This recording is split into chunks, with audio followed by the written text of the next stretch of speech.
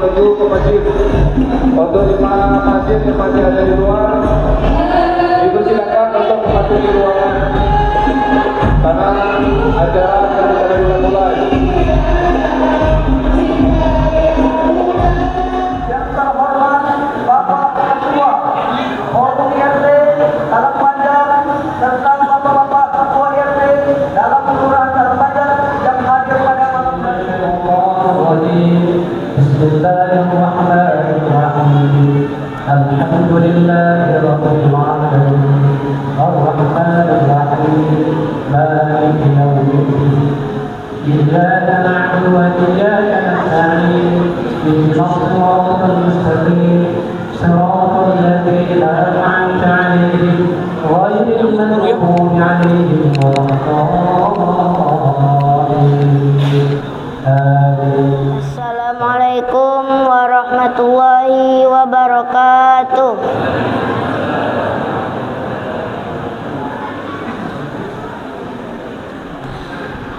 A'udzu billahi minasy syaithanir rajim.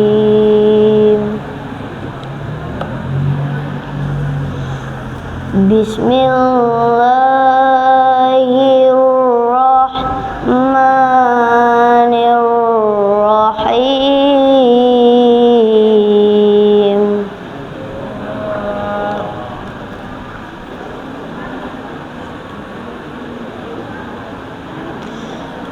Subhanallazi asra bi'abdihi layla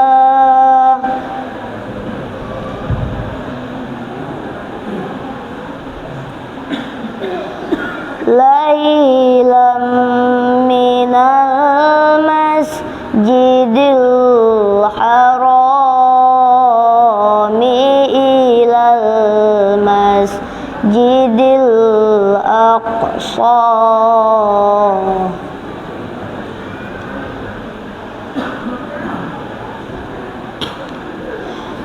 minal masjidil harami ilal masjidil aqsal ladzi barakna haulah.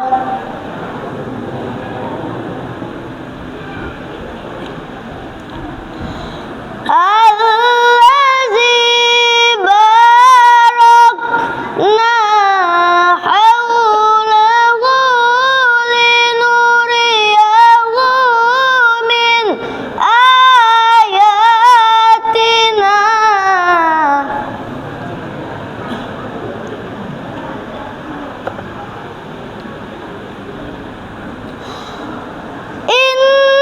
Innahu huwas sami'ul basir.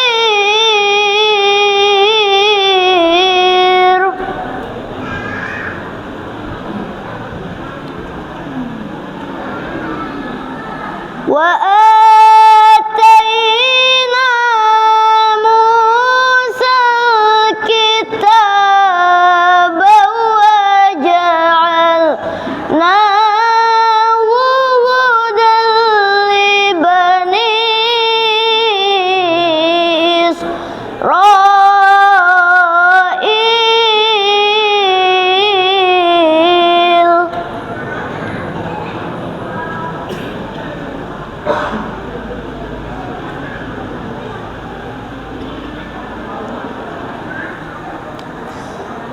Allah tattakhidhu min duni wakila.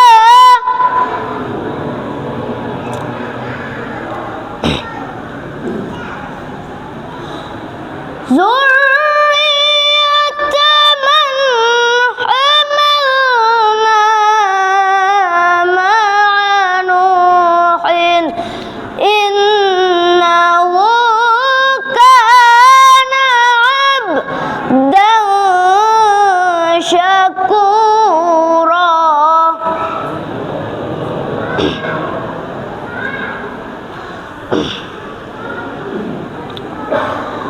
Wa qadayna ila bani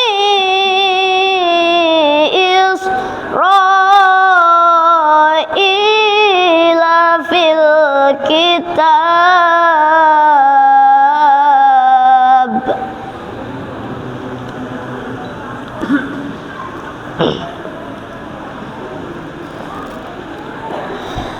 la tufsidunna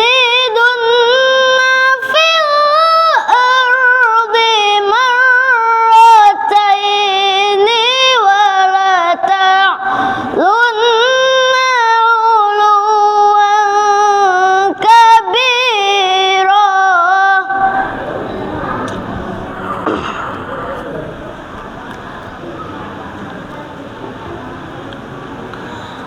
Fa iza jaa wa'du ulahuma ba'atsna 'alaikum 'ibadan lana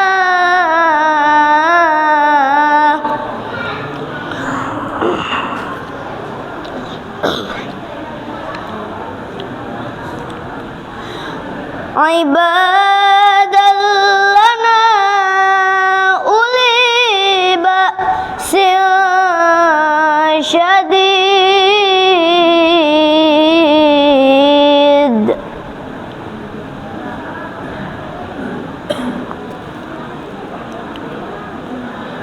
Fajasu khilalat diyari wa kana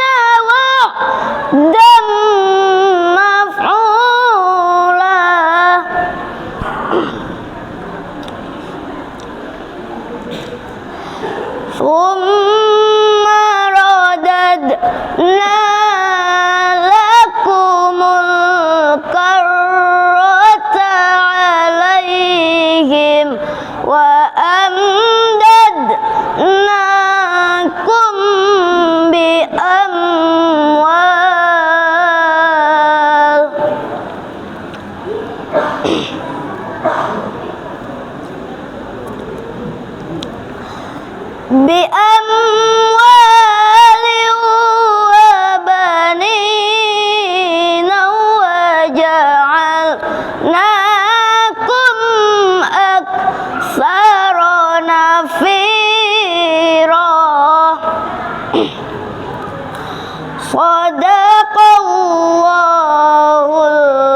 azim. Warahmatullahi wabarakatuh. A'udzubillahi minasyaitonirrajim. Bismillahirrahmanirrahim. Subhanakallahumma lana wa inna ma'alamtana innaka antal halimul halim. Rabbi shrah li sadri wa yassir li amri wa hlul 'uqdatam min lisani yafqahu qawli amma ba'du.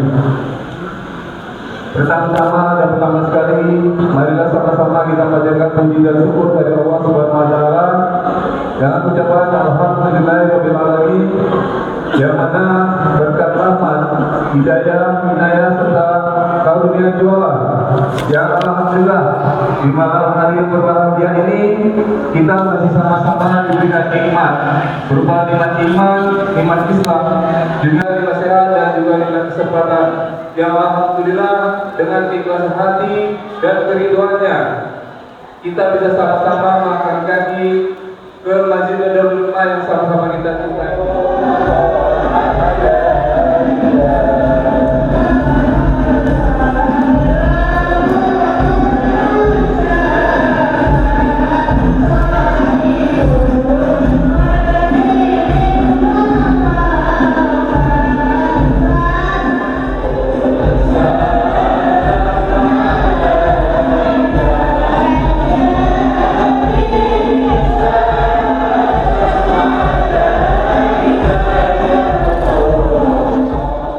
Alhamdulillah wassalatu wassalamu ala Rasulillah Muhammad ibn Abdullah wa ala alihi wa sahbihi wa man wala. Rabbi shrah li sadri wa yassir li amri wa hlul 'uqdatam min lisani yafqahu qawli wa saddid lisani wahdi qalbi bi haqqi nabiyyika sayyidina Muhammadin sallallahu alaihi wasallam. Subhanaka la ilma lana illa ma 'allamtana innaka antal alimul hakim. Amma ba'd.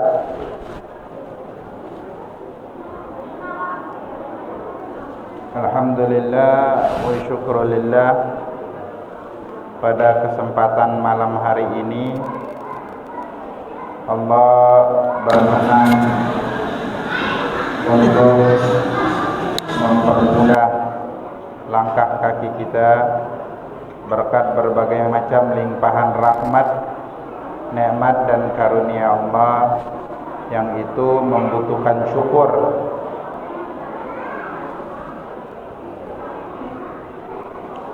Syukur artinya semakin tambah nikmat yang Allah berikan, semakin berlimpah nikmat yang Allah curahkan, semakin bertambah juga kualitas dan kuantitas keimanan dan ketakwaan kita kepada Allah. Itu yang dimaksud dengan syukur. Tambah ibadahnya, kurang maksiat. Salawat terkirim salam semoga tetap kita curahkan kepada Nabi besar Muhammad sallallahu alaihi wasallam beserta sahabat dan keluarganya. Kenapa salawat? Karena salawat itu satu dari dua amal ibadah yang pasti diterima kata ulama, walaupun dilakukan disertai sifat riya. Baik. Selanjutnya, sebelum kita masuk di dalam uraian Isra Mi'raj, saya minta jangan lagi ada yang berbicara, karena sound system di masjid kita ini bergema, jadi suara kencang pun tidak jelas. Dan saya kebetulan hari ini acara yang ketiga, jadi suara tidak begitu banyak. Takutnya sia-sia pembicaraan kita malam ini, yang di depan lebih dengar daripada yang di dalam. Yang ada yang bersuara di mana, di luar. Baiklah, malam hari ini kita berkumpul di dalam merayakan memperingati peristiwa yang besar yang dialami oleh Nabi Muhammad sallallahu alaihi wasallam, yang kata Syekh Ibrahim Al-Bajuri di dalam kitabnya syarah daripada Ibn Qasim, beliau mengatakan hari yang paling mulia untuk umat ini adalah hari Arafah. Hari itu artinya dari terbit matahari atau terbit fajar sampai terbenamnya matahari, itu hari. Yang dalam bahasa Arabnya yaumun. Kalau malam itu sebaliknya, yang dalam bahasa Arab lailatun. Kalau malam yang paling afdal adalah malam Lailatul Qadar. Cuma umat Nabi Muhammad, untuk umat Nabi Muhammad malam yang paling afdal adalah malam ketika Nabi dilahirkan di muka bumi ini. Karena berkat kelahiran Nabi menyebarkan Islam, kita bisa masuk Islam dan menjadi umatnya. Nabi itu Nabi yang terbaik, maka kita umat-umat yang terbaik daripada Nabi yang terbaik. Dan banyak fasilitas yang Allah berikan hanya untuk umat Nabi Muhammad, nggak diberikan kepada umat-umat terdahulu. Begitu banyak kalau kita ulas, dan bukan pembahasan kita pada hari ini. Cuma beliau menyebutkan untuk Nabi sendiri, malam yang paling afdal adalah malam ketika Nabi diisrakan dan dimi'rajkan. Karena ini hanya diberikan kepada Nabi secara khusus. Yang paling berharga itu ketika Nabi bisa bertemu langsung kepada Allah. Di dunia ini tidak bisa bertemu dengan Allah siapapun. Nabi Musa ketika meminta untuk bertemu Allah, kata Nabi, kata Allah dalam Quran, "Lan tarani, walakin inzur ila al-jabal, fa in istaqarra makanahu fa sawfa yarani."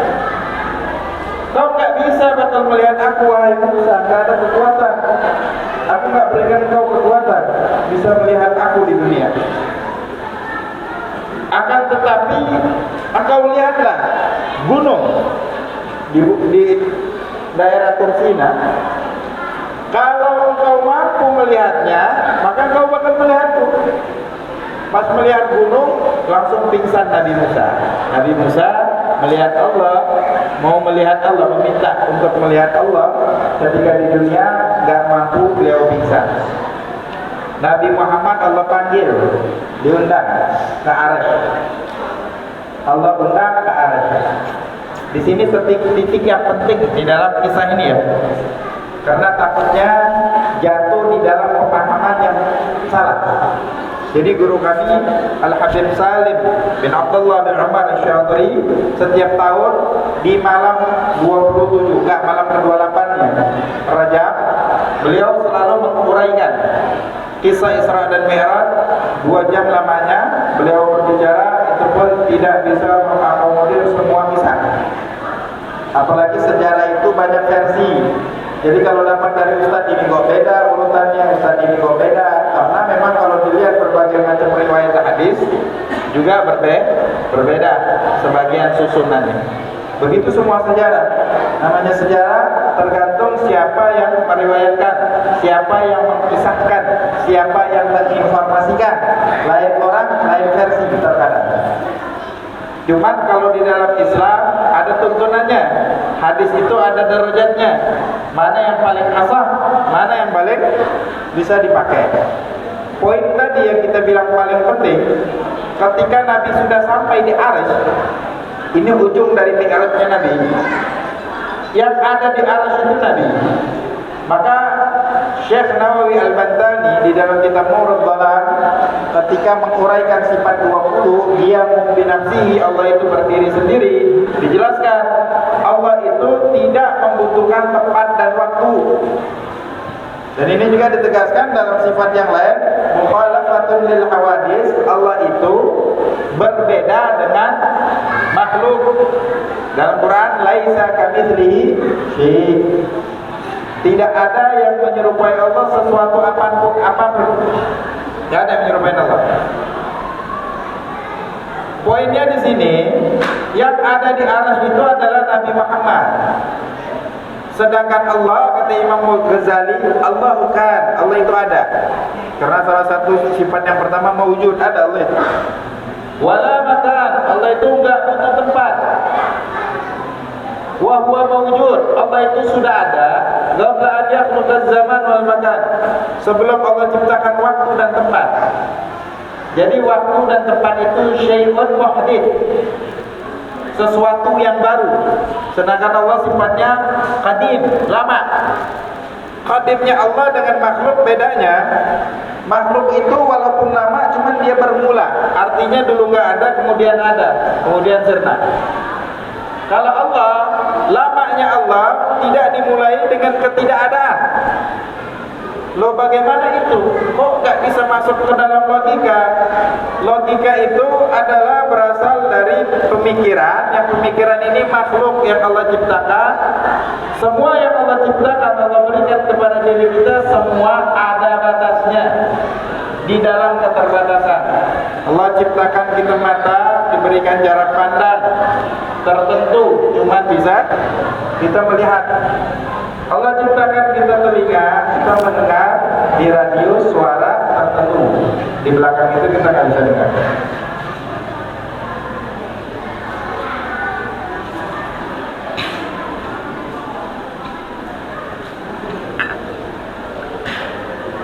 Begitu juga penciuman, begitu juga lidah untuk mengecap rasa.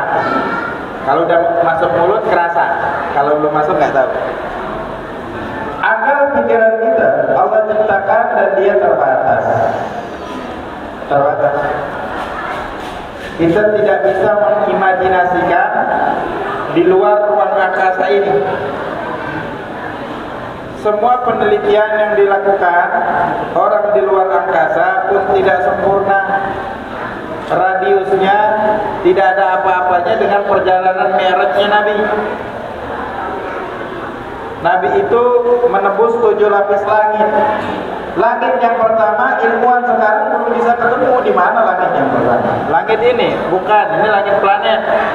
Planet ada 11. Kalau dulu kita isi 9, sekarang udah tambah. Bukan planet ini yang dimaksud. Bukan langit ini yang dimaksud. Karena astronot udah keliling, gak ada Nabi Adam di situ. Nabi ketemu Nabi Adam, Nabi Muhammad di langit yang pertama, gak ada. Kita berada di galaksi Bima Sakti namanya. Dan para ilmuwan mengatakan ada seperti diperkirakan. Karena nggak ada yang bisa mastiin. Begitu luasnya ruang angkasa. Diperkirakan ada 200.000 seperti galaksi Bima Sakti. Dan itu masih di langit pertama. Allahu a'lam. Ini salah satu keistimewaan. Begini, yang mau kita jelaskan tadi, yang ada di atas arsy itu Nabi. Allah itu tidak membutuhkan tempat dan waktu. Karena sebelum Allah ciptakan, tempat dan waktu ini nggak ada. Yang ada hanya Allah dulu. Terus Allah ciptakan arsy, Allah ciptakan kursi, Allah ciptakan laut, Allah ciptakan gelap. Yang pertama kali Allah ciptakan adalah cahayanya Nabi Muhammad. Dari situ Allah ciptakan makhluk. Baik, ini sekaligus membantah dari argumen sebagian orang yang mengatakan Allah itu bersemayam di atas arsy. Allah itu berada di atas langit.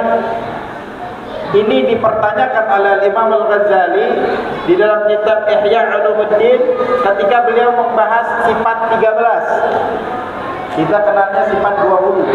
Sebenarnya sama aja, karena ada pengulangan. Allah itu Al-Basir, kemudian kaunuhu basiran, kaunuhu gadiran sampai akhir. Maka Imam Ghazali memberikan 2 pertanyaan. Kalau seandainya Allah bersemayam di atas arsy, di mana Allah sebelum Allah ciptakan arsy?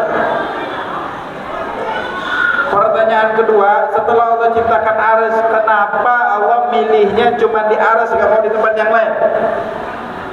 Harus ada penjelasan.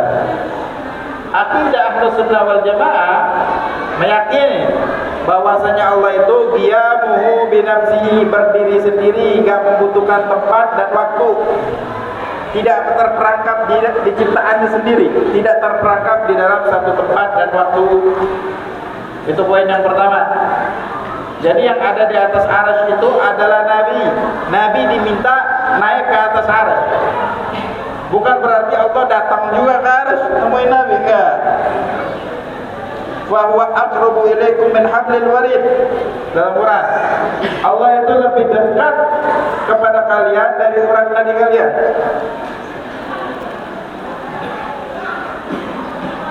Ini namanya ayatul mutasyabihat. Kalau hadis namanya hadis sifat. Hadis yang seolah-olah zahirnya menyerupakan Allah dengan makhluk, dan itu tidak boleh karena ayatnya tegas, Allah itu tidak menyerupai satu makhluk pun. Nggak boleh. Jadi untuk menyikapinya ulama ada dua golongan. Yang pertama mentakwil.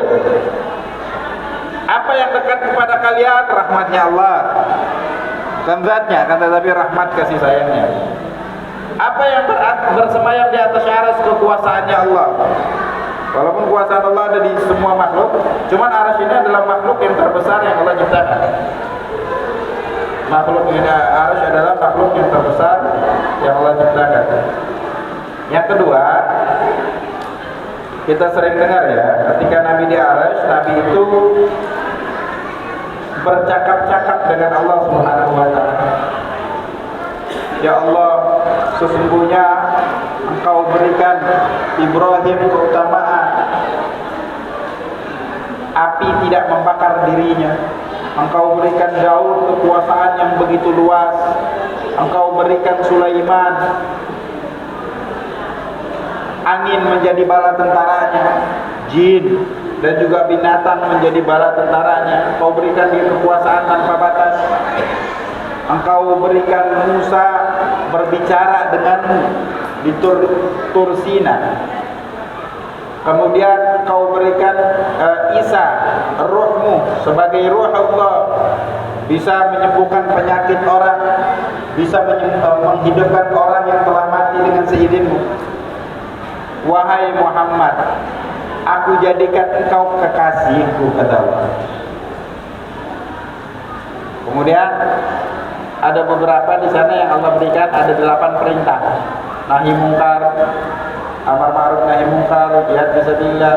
Akhirnya ada sholat 5 waktu yang awalnya 50 waktu. Percakapan antara Allah. Nah, ini percakapan awam dan tidak boleh kita imajinasikan percakapan makhluk dengan makhluk. Seolah-olah Allah ada di atas, Nabi Muhammad di bawah. Nabi ngomong dulu, Allah diam dengerin. Kemudian Allah jawab, Nabi dengerin. Gak boleh diimajinasikan seperti itu. Berarti tasybih. Kita menyerupakan Allah seperti makhluk. Ini tidak boleh. Kalau kita ngaji dalam kitab Tauhid sifat 20 itu lebih jelas. Allah itu maha berbicara, cuman berbicaranya Allah tidak seperti makhluk. Kalau makhluk berbicara itu harus ada suara yang keluar, harus media lisan dan mulut. Kalau nggak bisa digunakan, nggak akan keluar suara, dia nggak bisa berbicara. Allah nggak punya itu. Allah enggak. Jadi Nabi itu dibukakan hijab mendengar kalamullah. Jadi kata Nabi, aku merasakan kenikmatan di setiap inci dari sel tubuhku ini ketika bermunajat bersama Allah. Kemudian dalam hadis yang sahih, la tufaddiluni ala Yunus ibn Matta. Jangan kalian unggulkan aku dari Yunus ibn Matta, Nabi Allah Yunus. Maka ulama mentafsirkan hadis ini, jangan kalian anggap ketika aku di arsy, aku lebih dekat dari Allah kebanding Yunus ibn Matta yang ditelan oleh ikan masuk ke dalam lautan. Kedekatan kami berdua sama. Nah, ini menegaskan lagi, bukan jarak, bukan berarti Allah ada di atas arsy. Ini hadis ini menjelaskan. Dalam hadis akramu ma yaqulul abdu min rabbihi fa huwa sajid, dalam hadis yang diriwayatkan Imam Bukhari dalam sahihnya, paling dekatnya seorang hamba kepada Tuhannya dalam keadaan sujud. Orang berdiri dan orang sujud, mana yang lebih tinggi? Kalau Allah di atas arsy, berarti yang paling dekat kepada Allah itu bukan walinya Allah, akan tetapi astronot lebih dekat kepada Allah. Kalau dinisbatkan Allah itu ada di atas arsy. Hati-hati, pemahaman ini masih beredar sampai sekarang. Yang masih mereka mengatakan Allah itu di atas arsy sebagaimana yang dikabarkan di dalam Al-Quran. Itu bisa apa? Nggak bisa apa? Ulama yang menyikapkan. Tafsirnya itu di tangan para ulama. Dan ulama salaf dan saleh ada dua pendapat. Sebagian mereka mengimani sebagaimana yang diturunkan oleh Allah, akan tetapi lafaz zahirnya dikembalikan kepada Allah. Tetap mereka berkeyakinan Allah itu tidak seperti makhluk. Yang kedua, yaitu tadi yang kita sampaikan, ditakwil. Yang berdiri di sana adalah kekuasaan Allah, yang dekat sama kita adalah rahmatnya Allah, dan yang lain sebagainya. Baik, ini poin penting juga yang perlu diketahui di dalam peristiwa Isra dan Mi'rajnya Nabi Muhammad SAW.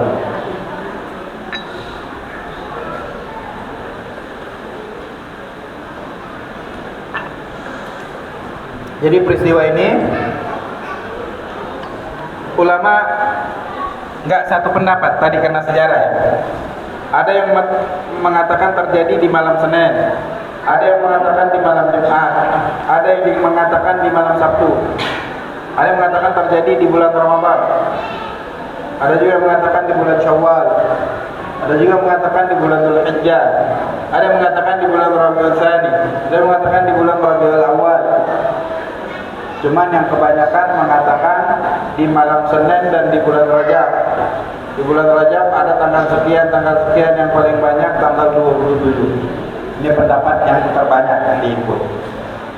Ada yang mengatakan 5 tahun setelah Nabi diangkat menjadi Nabi. Jadi di periode Mekah masih. Ada yang mengatakan 10 tahun setelah kenabian, ada yang mengatakan 11 tahun setelah kenabian, ada yang mengatakan 12 tahun setelah kenabian. Pendapat yang kuat adalah 1 tahun sebelum hijrah. Makanya di dalam kitab Aqidatul Awam, pembahasan tentang Isra Mi'raj ini kita dapati di dalam kitab Tauhid. Karena ini berkaitnya dengan keimanan. Dan kita dalam disebut wa qabla al-hijratin nabiyil Isra min Makkatin lailan liqusil yudra. Sebelum Nabi hijrah ke Madinah, Nabi diisrakan dari Mekah sampai ke Kudus, Baitul Maqdis di malam hari. Wa ba'dal Isra'i urujul sama, setelah Isra Nabi naik ke atas langit merah. Hatta ra'an nabiyyun rabban kallama, sampai Nabi itu melihat Allah dan berbicara dengannya. Jelaskan di dalam. Jadi masih kontroversi apakah Isra dan Mi'raj itu dilakukan Nabi dalam keadaan sadar, roh dan jasadnya, atau cuma rohnya aja. Kata ulama kalau cuma rohnya aja nggak ada kespesialan itu. Siapapun dengan rohnya bisa Mi'raj kemanapun, dalam tidur, dalam alam bawah sadarnya. Yang menjadi mukjizat itu artinya sesuatu kejadian yang tidak biasa, yang di luar kebiasaan. Itu namanya mukjizat. Kalau itu terjadi pada diri Nabi namanya mukjizat. Kalau terjadi di dalam diri orang-orang soleh selain Nabi namanya karomah atau karomat. Kalau orang-orang biasa kayak kita, bukan Nabi, bukan orang soleh juga, namanya ma'unah, pertolongan. Kalau terjadi di dalam diri orang fasik yang banyak berbuat dosa, orang kafir, namanya istidraj. Sanastadrijuhum min haitsu la ya'lamun. Ada orang ibadah malas, maksiat lancar, cuman rezekinya Allah berikan kelancaran, selalu Allah berikan kesehatan sampai dia mati. Ini adalah orang yang paling Allah benci. Allah nggak mau tegur dia. Sampai kalau mati ntar langsung disentak di alam kuburnya, bertubi-tubi dia diadab sampai adab yang terbesarnya di hari kiamat. Dalam hadis, "Idza ahabballahu 'abdan ibtalahu." Apabila Allah mencintai seorang hamba, maka akan Allah uji. Jadi kalau kita masih dapat masalah, di samping kita sedih, sisipkan syukur di dalam hati, Allah masih sayang aku. Logika sederhananya, kita sayang sama anak, kalau dia berbuat sesuatu yang berbahaya, kita marah nggak? Kita tegur nggak itu anak? Itu bukti cinta. Cuman kalau orang tua sudah kesel sama anaknya, sudah begitu benci, dia akan nggak tegur, nggak akan dia tegur, nggak akan dia pedulikan anaknya menjadi apa. Itu istidraj. Ya. Jadi nggak usah dengki-dengki sama orang, nggak usah iri hati. Semua itu udah Allah berikan bagian masing-masing. Nahnu qasamna bainahum ma'isyatahum. Seorang ulama mengatakan, aku dulu ada mau rasa dengki sama orang. Kenapa dia rezekinya lancar banget, ya aku enggak? Kenapa dia lebih hebat dari aku enggak? Setelah aku baca firman Allah, nahnu qasamna bainahum ma'isyatahum, kami yang membagi di antara mereka kehidupan mereka. Ada yang kaya, ada yang miskin, kami yang tetapin, kata Allah. Oh, aku mengetahui berarti dengki ini sama saja tidak rela atas ketetapan Allah. Dia enggak senang sama Tuhan yang sudah menetapkan. Maka aku hindari untuk sifat dan dengki. Dengki itu artinya hasud ya. Di dalam Al-Quran, wa min syarri hasidin idza hasad, Nabi sendiri berlindung kepada Allah dari kejahatan orang yang dengki. Jadi tidak hanya tercela, Nabi minta kita berlindung kepada Allah dari kejahatan orang-orang yang dengki. Dalam istilah bahasa Arab itu ada pepatah al-hasud la yasud. Orang yang dengki itu tidak akan berhasil, nggak akan sukses. Karena dia terbebani pikirannya, karena tidak mendapat pencapaian dengan orang yang dia dengki. Dan kata ulama, pendengki itu ada masalah dengan keimanannya, hati-hati. Dan hidupnya nggak tenang. Lihat kawan udah punya mobil, kita motor kreditan belum lunas juga sampai sekarang. In hadza illa sihrun mustamir. Ini tidak lain melainkan cuma sihir yang semakin hebat dari Muhammad. Itulah keimanan mereka. Ketika Nabi bertanya kepada Jibril, wahai Jibril, siapa yang mau mempercayai peristiwaku ini? Karena zaman dulu ke Baitul Maqdis itu membutuhkan perjalanan selama 40 hari pergi, 40 hari pulang. Nabi bukan hanya Baitul Maqdis, sampai ke Sidratul Muntaha, sampai ke Arasy-Nya Allah, yang sampai sekarang nggak satu orang pun bisa. Jangankan manusia, di Sidratul Muntaha itu malaikat Jibril terhenti, nggak berani dia jalan lagi. Kalau aku jalan satu langkah pun, aku akan dibakar oleh cahaya. Padahal malaikat Jibril sendiri tercipta dari cahaya para malaikat. Ada tempat yang nggak bisa dimasukin oleh makhluk awam, termasuk malaikat, kecuali makhluk-makhluk tertentu yang Allah izinkan untuk di situ. Nabi menjelajah semuanya, dan ini sangat sulit dicerna oleh akal manusia. Makanya perkara agama, perkara akidah, perkara keimanan itu ditangkapnya dengan keimanannya, bukan dengan akal sehat. Kita katakan akal sehat itu terbatas. Kita cuma bisa mengimajinasikan sesuatu yang pernah kita lihat dan kita dengar. Sedangkan di dalam peristiwa itu, Nabi diajak mampir ke dalam surga. Nabi jelaskan di dalam surga, ujungnya Nabi di dalamnya terdapat mala ainun ra'at, sesuatu yang tidak pernah dipandang oleh mata, wala udhunun sami'at, yang tidak pernah terdengar oleh telinga Bani Adam, wala khatar ala balil bashar, tidak pernah terlintas di dalam akal pikiran manusia, nggak pernah. Seindah mungkin kita mengimajinasikan surga, jauh dari imajinasi kita keindahan di dalamnya. Kalau makhluk aja kita nggak bisa menggambarkannya, Nabi pun nggak bisa menggambarkannya secara detail, apalagi zatnya Allah, pencipta makhluk tersebut, nggak bisa diimajinasikan. Jadi ada pelajaran, ada durusul imaniyah, ada pelajaran keimanan di dalam peristiwa Isra dan Mi'rajnya Nabi Muhammad SAW, di mana di sisi lain banyak sebagian golongan menentang perayaan-perayaan seperti ini, dianggap gak ada di zamannya Nabi. Wahai saudara, ini adalah manhajul ulama, cara ulama untuk mendidik umatnya, untuk memasukkan keimanan kembali di dalam diri umatnya Nabi Muhammad SAW, karena ini di luar nalar dan sulit untuk dicerna. Apalagi di zaman Nabi. Kalau zaman sekarang ada jet pribadi yang bisa cepat datang dari Mekah ke Madinah, cuman enggak juga bisa 15 menit. Kalau 15 menit dari ruang angkasa ke Masjidil Haram, itu hitungan dari Masjidil Haram ke Masjidil Aqsa, hitungannya detik. Karena Nabi itu pakainya buraq. Buraq itu digambarkan di dalam hadis adalah tunggangan para nabi. Setiap nabi kendaraannya itu buraq. Besarnya lebih besar daripada keledai, lebih kecil daripada bagal. Bagal itu hewan hasil perkawinan silang antara kuda dan keledai. Dia lebih besar dari keledai, lebih kecil daripada kuda. Nah, tidak terlalu besar berarti. Keledai itu lebih besar dari kambing aja. Kambing etawa mungkin sebesar dia, cuman dia lebih besar aja badannya.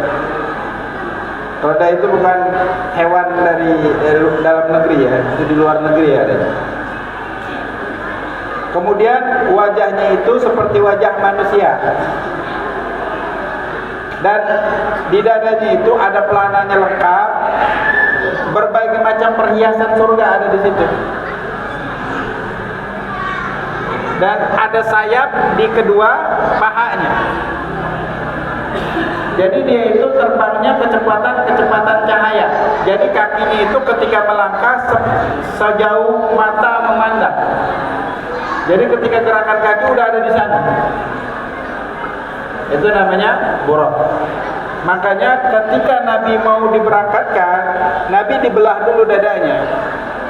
Kalau dalam uraiannya dibersihkan hati Nabi. Emang ada yang kotor kata ulama? Nggak ada yang kotor. Walakin zada tuhran ala tuhrin.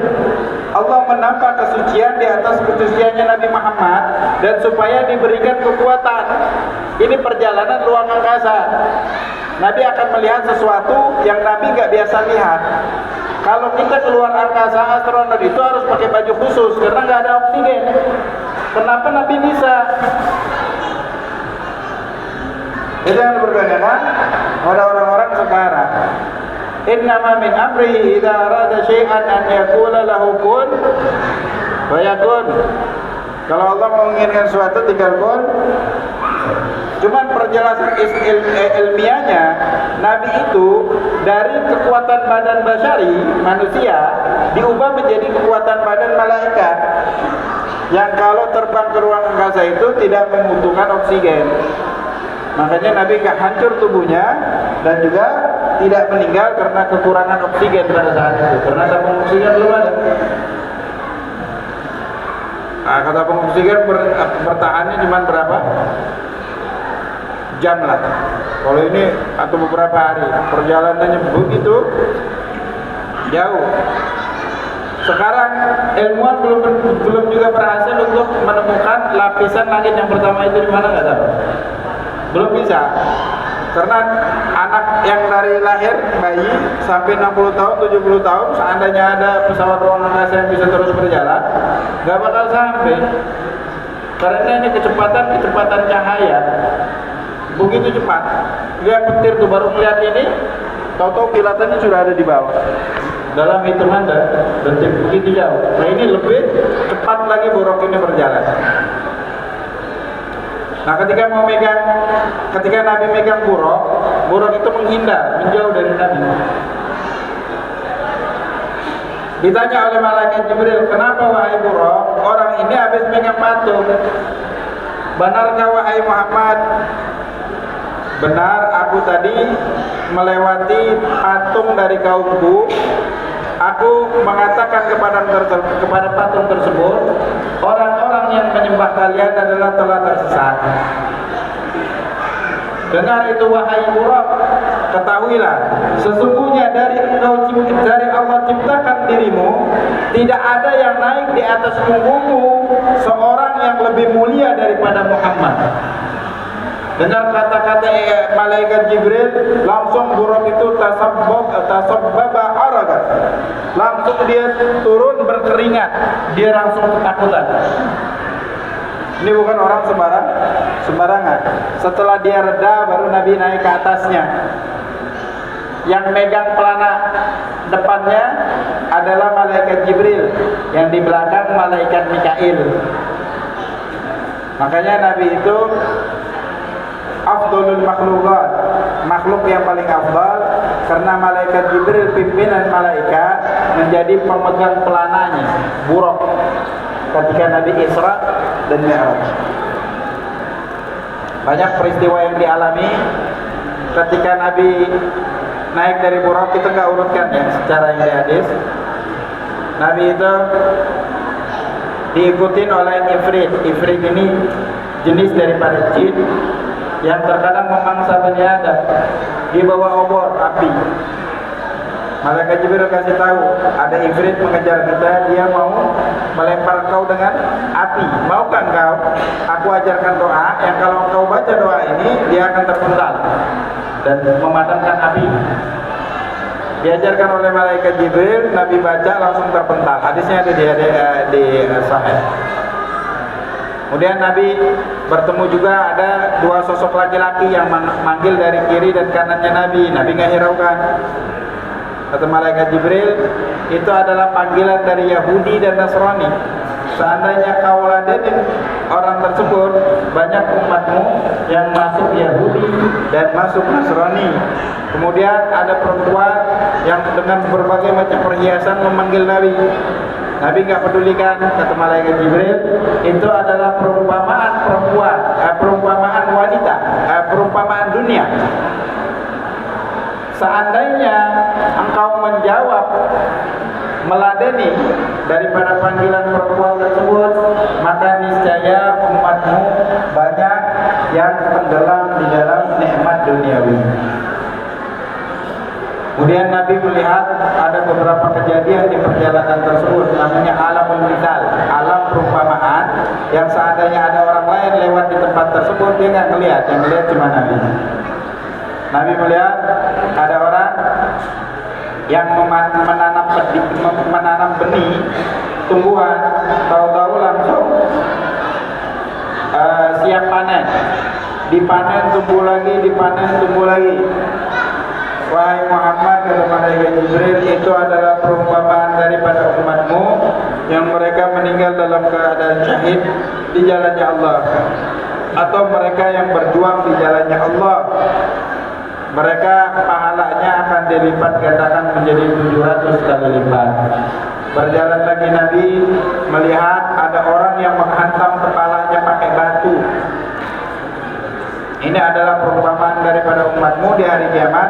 Mereka akan dihantam kepalanya bagi orang-orang yang meninggalkan sholat, bermalas-malasan kepalanya ditegakkan untuk menyembah Allah di dalam melaksanakan sholat. Kemudian melihat lagi ada orang yang berteriak mengembek seperti kambing, laki-laki dan perempuan. Mereka makan dari duri-duri yang ada di neraka dan batu-batu yang panas berpijar, menghancurkan semua bagian organ tubuh dalam mereka. Ini adalah perumpamaan daripada umatmu yang mereka tidak menunaikan zakat selama mereka hidup. Enggak menunaikan sama sekali, atau memberikan tidak sesuai dengan porsinya, atau salah menyalurkan zakat. Dulu di pengajian subuh ya kita jelasin, di dalam zakat fitrah itu kacau. Karena masjid itu nggak ada kewajiban untuk membuka kepanitiaan zakat. Cuman mereka memberanikan diri, mungkin untuk mempermudahkan umat, bagus juga. Cuman juga mereka lupa untuk belajar zakat. Siapa orang yang berhak menerima zakat? Bagaimana cara menyalurkannya? Sampai sekarang banyak yang fisabilillah itu ditafsirkan ustadz, ulama, guru ngaji, imam masjid. Kita mazhabnya Imam Syafi'i. Imam Syafi'i tidak mentafsirkan itu. Bahkan 4 mazhab yang lain tidak ada yang mentafsirkan ustadz berhak menerima zakat. Kalaupun ustadz, spesifikasinya gimana? Yang dikategorikan ustadz itu gimana? Kalau dalam bab wasiat, ustadz itu yang sedarajat mufti. Kalau ada wasiat untuk ulama, kalau dalam fikih yang sedarajat mufti. Kalau ditanya dia jawab, ada nasnya, diambil di kitab. Nah, ini ngaco ini. Dari mana datangnya Allah? Kenapa? Karena buka kepanitiaan cuma nggak pernah belajar. Harusnya udah hatam kitab zakat berjilid-jilid, baru berani. Karena ada muftinya di situ. Penyalurannya benar. Efeknya zakat yang kita salur ini cuma wakil aja. Panitia di masjid itu sama seperti wakil kayak kita. Tolong nih zakat berasku ya, kasih ke orang itu. Kalau dia kasihin, sah zakat kita. Kalau dia tilap, nggak sah zakat kita. Kita tertulis tidak menunaikan zakat, gitu. Maka dia hati-hati yang berzakat. Paham ya? Zakat fitrah ataupun zakat harta. Anak yatim dikasih zakat, bukan termasuk asnaf. Bukan termasuk asnaf. Harus asnaf samania seperti yang dijelaskan oleh ulama di dalam kitab ini. Kemudian Nabi melihat lagi ada laki-laki dan perempuan, mereka memakan makanan yang begitu busuk. Gak kuat kalau kita di dunia udah mati cium bau busuk itu. Cuman karena di akhirat gak bisa mati. Di samping mereka ada makanan yang begitu lezat, yang begitu harum, yang begitu wangi, mereka makan yang busuk itu. Ini adalah perumpamaan daripada umatmu yang mereka telah menikah. Ada pasangan yang halal, akan tetapi laki-laki berzina dengan perempuan lain dan perempuan berzina dengan laki-laki yang lain. Inilah azab mereka, salah satu azab mereka di hari kiamat. Ketika dia mati, nggak menyesali tidak bertobat dengan perbuatan mereka. Kalau udah bertobat, selesai. Kalau zakat itu tobatnya dengan bayar. Makanya kalau ada orang tuanya mati, anaknya itu nggak boleh langsung bagi waris. Tanyain orang tuanya semasa hidup bayar nggak zakat harta? Nggak bayar, harus dikurangin dari. Kalau nggak haram itu makan. Seumur hidup nggak pernah bayar zakat fitrah, dikalkulasi dari dia balik sampai dia mati berapa harus keluarkan dari harta waris. Kalau enggak kita makan haknya orang lain. Itu tobatnya. Makanya disebut katanya makan harta waris itu enggak berkah. Ya kalau ada hak orang lain, haram. Sampai situ ya. Kalau dia udah wajib haji cuma nggak pernah pergi haji, maka wajib adalah haji diambil dari harta warisnya. Belum boleh juga bagi. Ada namanya al-huquq muta'alliqah bi aini tarikah. Ada hak-hak yang berkaitan dengan harta warisan. Kemudian Nabi melihat ada orang yang memikul balok begitu besar. Sebenarnya satu aja dia nggak bisa angkat, dia ambil yang lain. Dia pengen bawa semuanya. Inilah orang yang serakah. Dia dipikul satu amanat, dia nggak bisa embat, dia ambil semuanya. Rangkap jabatan supaya dapat duit banyak. Sholat satu aja dia nggak bisa melaksanakan secara, ini siksanya dari dia. Kemudian ada orang yang dia itu menggunting lidahnya sendiri. Kalau digunting udah sakit sama orang lain, ini dia sendiri, di tangannya nggak bisa berhenti. Ini adalah khutbah usu, para pembicara, para orator yang kalau berbicara itu membicarakan orang lain, mencaci maki orang lain. Kemudian ada orang yang mencabik-cabik dirinya. Ini adalah perumpamaan daripada umatmu. Jadi kukunya itu terbuat dari tembaga yang tajam. Dia cakar mukanya, tangannya nggak bisa dihentikan. Setiap udah hancur mukanya, habis kulitnya, dikembalikan kepada Allah, begitu lagi. Ini adalah perumpamaan daripada umatmu yang hobi membuka aib orang lain. Ini yang ghibah ya. Di sisi lain Nabi itu ditunjukkan neraka. Nabi melihat ada orang yang dipotong bagian tubuhnya oleh malaikat, disuruh makan bagian tubuhnya. Atau hibbu an ta'kula lahma akhihi fakarihtum. Apakah kamu mau memakan daging dari saudara muslim dalam Quran? Tentu kalian tidak mau. Ini adalah balasan daripada kalian mengunjing, membicarakan aib daripada saudara muslim. Ini akan. Dan ada beberapa peristiwa lagi ya. Singkat cerita lah. Setelah naik, Nabi itu sampai ke Masjidil Aqsa. Nabi disuruh sholat 2 rakaat. Sebelumnya Nabi juga singgah beberapa tempat. Udah ada waktu lagi, udah sempit. Nabi sholat 2 rakaat. Setelah Nabi salam, kaget masjidnya. Awal masuk sepi, contoh udah penuh. Rupanya semua Nabi, dari Nabi Adam sampai Nabi Isa sama umat-umatnya yang soleh, Allah hidupkan lagi. Ada yang mengatakan rohnya lagi, rohnya saja, yang mengatakan roh dan jasad. Bingung ini, mau sholat jamaah, saf udah dibuat, ada 3 saf, cuma dibuat 2 sepakat pasti langsung pada saat itu. Siapa yang imam? Malaikat Jibril tarik tangannya Nabi Muhammad, minta beliau menjadi imam. Ini disebut Nabi itu Imamul Anbiya wal Mursalin, pimpinan para Nabi dan Rasul di malam Mi'raj. Nah pada saat itu dikumandangkan adzan dan iqamat. Padahal periode Mekah belum ada adzan dan iqamat, adanya di periode Madinah. Ini Nabi sudah tahu bahwasanya bakal disyariatkan di kemudian hari adzan dan iqamat. Kemudian baru Nabi Mi'raj. Pada saat itu Nabi melihat langit itu ada tangganya. Mi'raj itu tangga. Satu tangga ke tangga yang lain perjalanan 500 tahun. Perjalanan 500 tahun namanya. Jadi sangat jauh. Dan tangga-tangga ini dikatakan oleh ulama dilihat oleh orang ketika rohnya udah lepas dari badan. Dia akan menyaksikan tangga itu. Merah. Sampailah Nabi ke orang angkasa. Di setiap langit itu ketemu dengan para nabi. Sampai ke Sidratul Muntaha, malaikat Jibril berhenti di situ. Nabi melewati 70 hijab. Perjalanan satu hijabnya ratusan tahun cahaya. Kemudian sampai Nabi ke Arasy, terjadilah sebagian percakapan yang kita jalankan tadi. Terus Nabi turun ke bumi, melaksanakan ada dapat perintah sholat 5 waktu. Setelah 5 kali naik, ada yang mengatakan 9 kali naik, per sekali naik 5 dikurangi. Itu berkat Nabi Musa. Jadi kita sholat 5 waktu itu berkat Nabi Musa.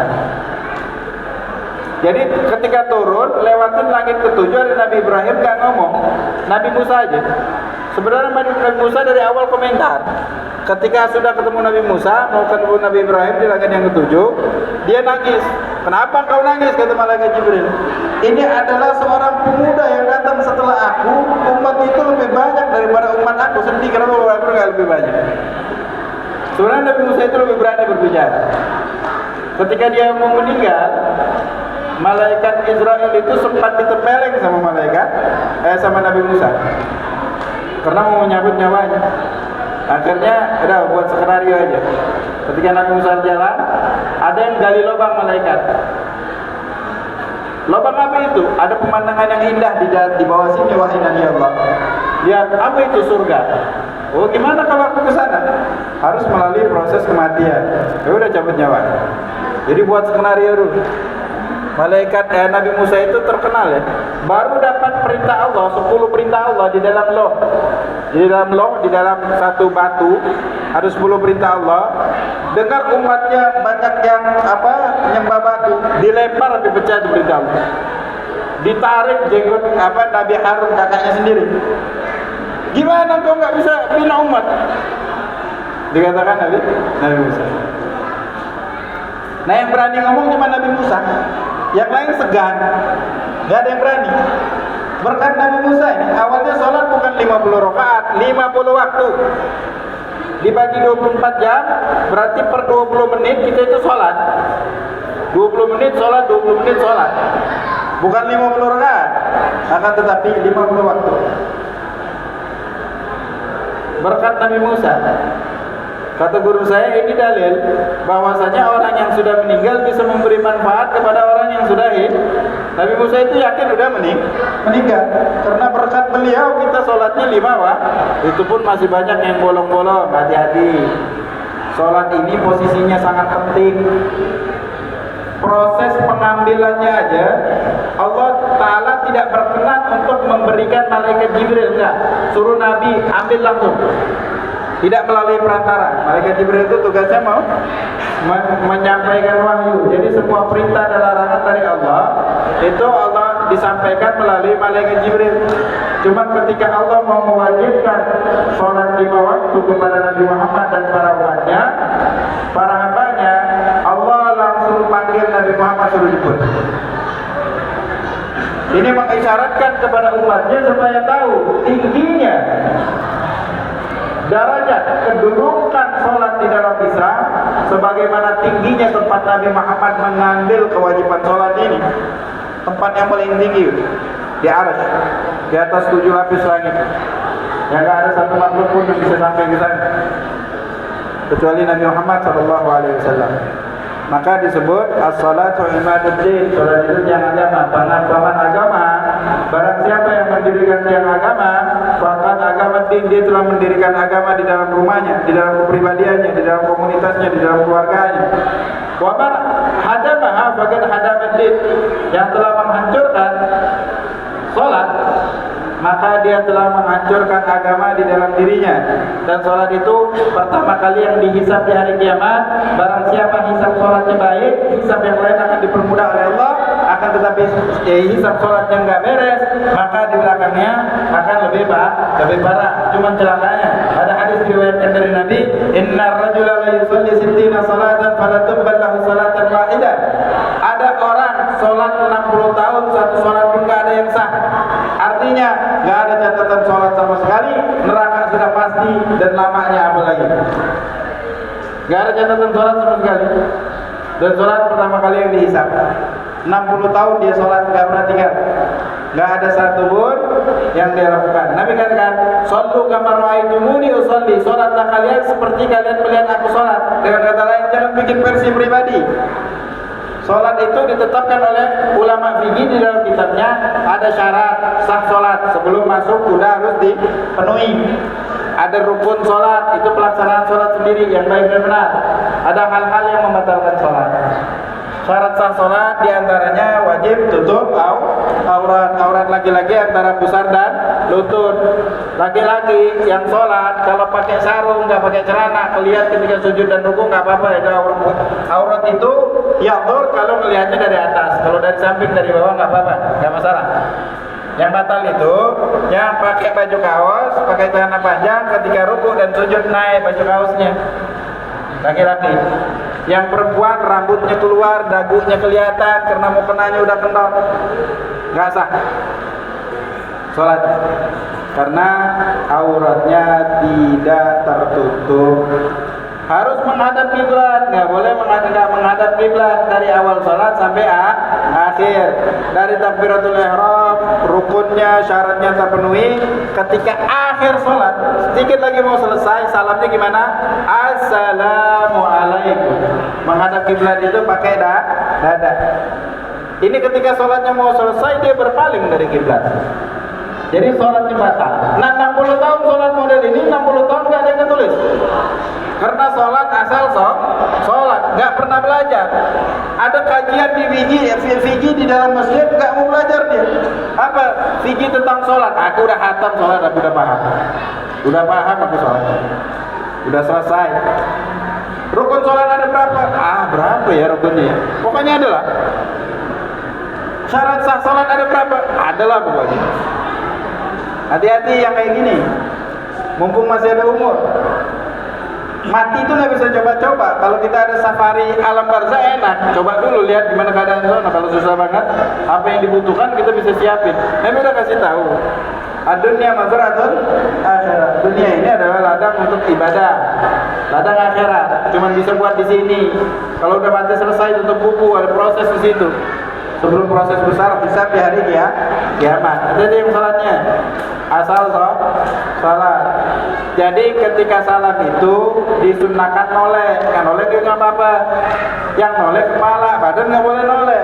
Badan noleh batal. Jadi assalamualaikum sudah kum baru noleh. Warahmatullah balik lagi. Itu afdalnya. Assalamualaikum sudah kum warahmatullah. Bukan dari awal assalamualaikum, boleh-boleh aja. Kalau cuman kepalanya, cuman kalau badannya batal. Yang wajib cuman assalamualaikum warahmatullah itu sunnah. Jadi kalau habis assalamualaikum dia noleh badannya tetap sah salatnya. Cuman salam kedua haram dia. Karena udah selesai nih salat. Itu sebagian syarat ya. Belum lagi wudunya, belum lagi mandi wajibnya. Tahu nggak caranya, sah atau tidak, pernah diuji nggak? Belajar, iya belajar, paham apa enggak? Pelaksanaannya sesuai konsep atau tidak? Atau sholatnya sholat ketika masa kecil masih uji coba aja sampai sekarang kayak gitu sholatnya nggak berubah. Hati-hati, kematian membayangi kita semua. Suatu waktu itu bisa mati. Sholat awal yang dihisab di hari kiamat. Rukun sholat ada 13. Yang pertama takbiratul ihram. Takbiratul ihram itu syaratnya ada 20. Yang benar itu Allahu Akbar. Kalau ada yang baca Allahu Akbar nggak sah. Kalau dia jadi imam kita jangan ikut dia, nggak sah kita. Jangan makmuman, nggak sah. Karena ini orang nggak lagi sholat. Karena melafazkannya salah. Atau Allahu Akbar, punya nggak panjang, nggak ada waw di situ. Kalau dhamma ketemu waw sukun jadi panjang kan. Allahu Akbar, nggak hu.